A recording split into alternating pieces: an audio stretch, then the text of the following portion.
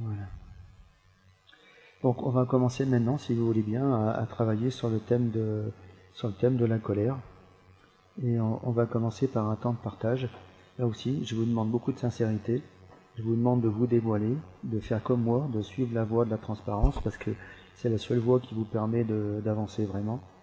Quand on se cache tout le temps de soi-même, des autres, généralement on se cache aussi de soi-même, et quand on se cache des autres et de soi, on est encore une fois dans le déni de nous-mêmes, et voilà, on n'est pas encore dans le sacrifice de soi pour les autres, mais on est en tous les cas dans le déni de soi-même, et c'est pas comme ça qu'on peut avancer en direction de l'éveil, en direction de la maîtrise, et en direction de l'amour divin. Oui. Voilà. Donc je vais vous poser une question, et je vous demande de répondre tranquillement, c'est vraiment ce que vous pensez, ce que vous vivez. Qu'est-ce que vous pensez actuellement de la colère? Voilà, donc j'aimerais qu'au niveau de ce groupe-ci, tout le monde exprime qu'est-ce que vous pensez de la colère.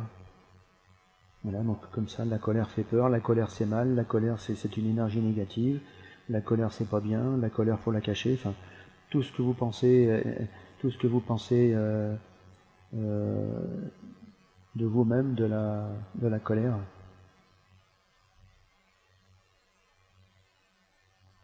Voilà.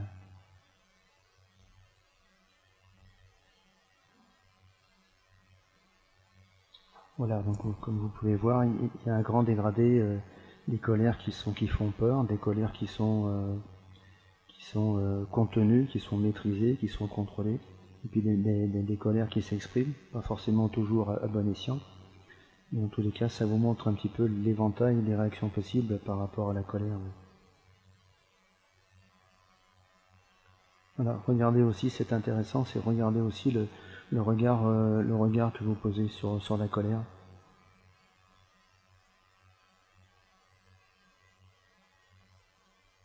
Voilà.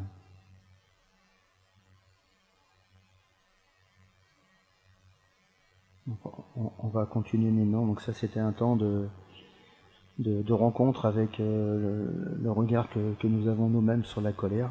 Qu'est-ce qu'elle évoque pour nous? Comment nous la voyons? Comment nous la jugeons? Comment nous nous comportons vis-à-vis de la colère? Quel regard ou quel jugement particulier nous portons sur la colère? Il y a aussi des aspects de déni de soi et de sacrifice de soi, pas seulement dans le don, mais aussi de la colère, parce que l'illusion de l'amour carpète, c'est je donne tout, et bien évidemment, j'accepte que l'autre me fasse n'importe quoi. L'amour carpète, c'est vraiment l'amour carpète. Carpète, c'est quand on se fait piétiner, donc quand on accepte tout de l'autre, ben effectivement, on est aussi on donne tout, et on reçoit tout de l'autre, plutôt les choses pas sympathiques pour nous. C'est aussi l'amour carpète, ça. Donc donner le meilleur et accepter le pire de l'autre, c'est l'amour carpète, ça.